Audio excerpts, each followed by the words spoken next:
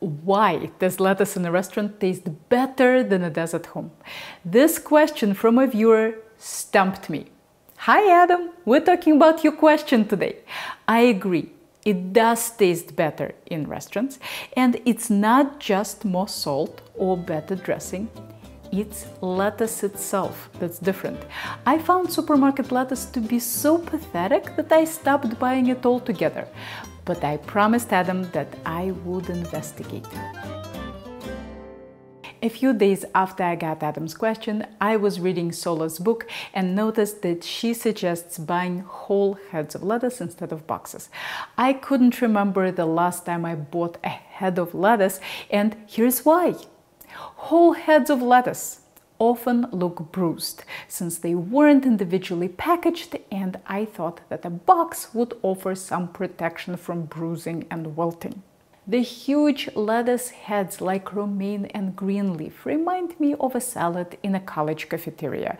The mesclun greens in boxes looked more gourmet.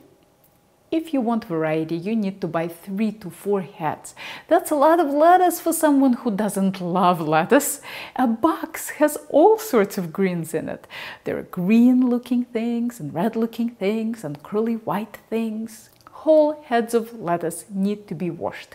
Not a biggie for a perfect specimen from a farmer's market, but is it worth it for a supermarket lettuce? Boxes come pre-washed and are so convenient.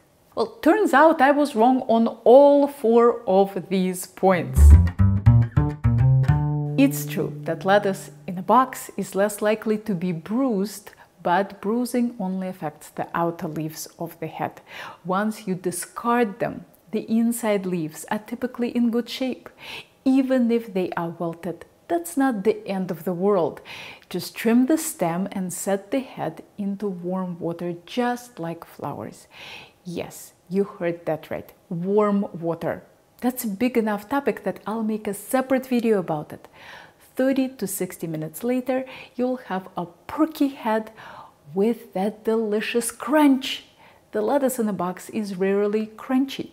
To begin with, the boxes typically contain baby leaves that don't have much crunch to begin with. On top of that, the stems on all those baby leaves dried up long ago and won't soak up any water. When I started buying lettuce heads, I was wondering how much good crunchy lettuce would I have left if I discarded all the bruised outer leaves.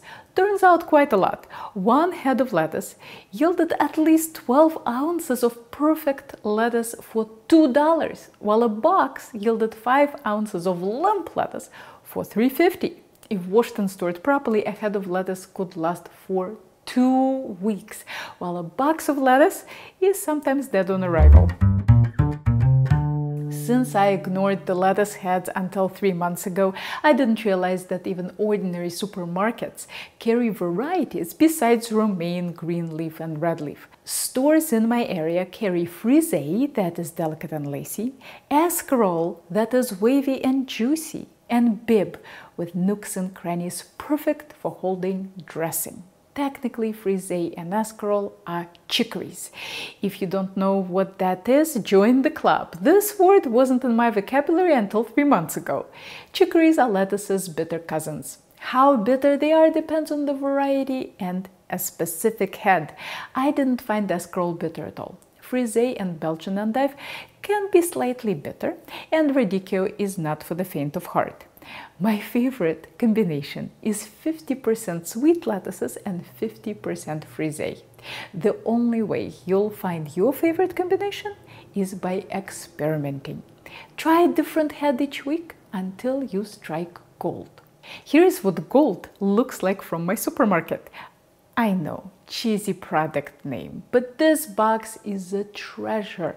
It has 4 heads of lettuce that are relatively young but very juicy and crunchy. This is a night and day compared to the usual mesclun mix. The exact varieties change from week to week, but I usually get at least 2 different ones and sometimes 3. My favorite is this very crunchy and sweet one with nooks and crannies. I think it's probably the baby gem but they are not individually labeled, so I'm not sure. If you are in the Boston area, I buy these boxes at Market Basket in Waltham. If you don't have access to this kind of mix, keep in mind that variety is overrated. One good crunchy lettuce is better than 5 colorful flimsy ones. Of course, some of my experiments didn't work out so well. I had absolutely no luck with these hydroponic heads of butter lettuce. I tried several brands and they had the texture of tissues. I tried to soak them to make them crunchier, but it didn't work.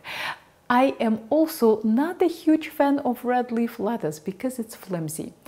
I don't mind some of it in this mix, but if I was buying only one head, I'd want something crunchier. Since I buy a lot of leafy vegetables, I feel that it's worth it to sanitize my sink on my shopping day and process them all. If you aren't washing as many greens and don't want to wash your sink, use a salad spinner or a salad bowl. Here's the lettuce storage paradox. As long as your lettuce head has its core and is stored in an airtight bag, it will not wilt. I mean, within reason. I'm sure if you kept it for 2 months, it would wilt. So you'd think that it's best to store your lettuce in this form right until serving. But that's not the case. I feel very strongly that lettuce tastes best when it's washed a day before serving. This allows the leaves to dry sufficiently so that the dressing doesn't taste watery. The good news is that properly processed lettuce will keep perfectly for 1 to 2 weeks, so it's perfectly fine to wash it in bulk. I wash all my lettuce the day I buy it. I know what you're thinking. Isn't that just lettuce in a box now? Well, it is lettuce and it is in a box, but it's not the same as boxed lettuce from the store. By wrapping the lettuce leaves in a paper towel after washing, I create perfect humidity conditions that prevent lettuce from wilting. Here are a few more tips about lettuce processing. Use cold water. If your tap water is above 60 degrees, you might want to add a few ice cubes, but mine is typically below that, so I don't bother. Make sure to discard anything bruised, since it's prone to rotting. Don't overload your salad spinner to remove moisture effectively. Use dry paper towels. When I opened this box in class, the towels look damp and people think that that's how they started. Nope, they started dry. Their job is to absorb the moisture your salad spinner can't remove and to maintain a humid environment. When I want to separate different types of leafy greens, I wrap each type in a towel to have easy access to each variety. But if you don't care about the separation, just layer your lettuce and your towels, starting and ending with the towels. Organic and local sound like good words, but you can't expect them to guide you to crunch, sweetness and freshness. I know I'll start a flame war in the comments, but here's my very unpopular opinion. Organic has nothing to do with taste. It might be better for you, absolutely, but all else being equal, organic lettuce does not taste better than conventional. Local is complicated. In theory, it should taste better because it has been pulled out of the ground closer to the time of purchase. But local lettuce in Boston means hydroponic most of the year, and it tastes like wet tissues. Even in the summer, when I am buying lettuce from my local farms, it really depends on the variety. I'd rather have a little gem that traveled across the country than a red leaf from New England. If you live in Southern California, you don't need to put salt on my wounds in the comments. Yes, I know your local organic produce is amazing year-round, but in Boston, the supermarket lettuce is as good as anything I've had in a restaurant. And now, my friends, let's make a salad. I am using my favorite mix of 50% lettuce and 50% frisée. I know that uncut lettuce leaves are very photogenic, but I don't like eating a salad with a fork and a knife. Just like I don't like eating a burger with a fork and a knife. You can, of course, put whatever you want into your salad, but be careful that you don't weigh down your lettuce with big chunks of overly juicy ingredients. My personal favorites are thinly sliced radishes for their crunch and spice, and sweet tart apples like honeycrisp for their sweetness and juiciness.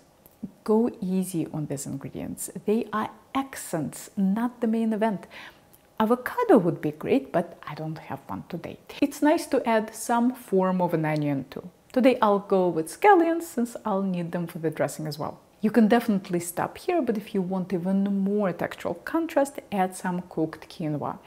If you need help with cooking quinoa, the link is below. You can probably guess which dressing we're making today since I mentioned the scallions. As always, I'm weighing my ingredients in the video to give you an accurate recipe, but obviously this is the kind of dish where you can eyeball everything. We'll start with 1/3 cup of Hellmann's mayo from a jar, not bottle. Why? Because of this. Duke's mayo is another good option. 1/3 cup of sour cream, 1 tablespoon Dijon mustard, 1 tablespoon lemon juice, and 1 tablespoon lime juice. You can certainly use either lemon or lime, but I normally have both on hand and love the blend. Add a huge handful of greens. Today this means scallions, cilantro, and dill, but you can try tarragon, chives, mint, sorrel, basil, or whatever delicate herbs you have on hand. And of course, a generous pinch of salt. I want to remind you that a pinch is not the amount of salt that fits between your thumb and index finger. It's whatever amount of salt your dish needs to taste good. The amount of salt in the dressing should be just right for the dressing itself.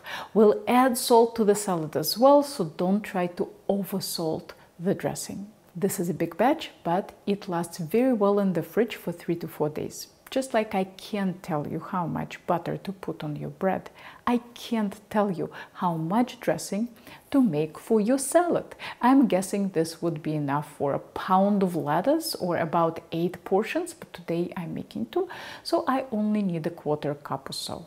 Separate all those radishes and apples that are clinging together, just like you wouldn't touch a person with tongues or spoons. You shouldn't touch lettuce with tongues or spoons either. That's what your hands are for. Once everything is even, taste it and listen carefully for an involuntary sound. If you don't hear any or hear very short you probably need more salt and possibly more dressing. Keep going until your salad is good. That's a tasting technique I learned from Becky Selenget's book called How to Taste. If you are worried that you'll overdo it, separate a bit of salad into a small bowl and play with it. I'm going completely overboard with texture today and finishing this beauty with crunchy quinoa.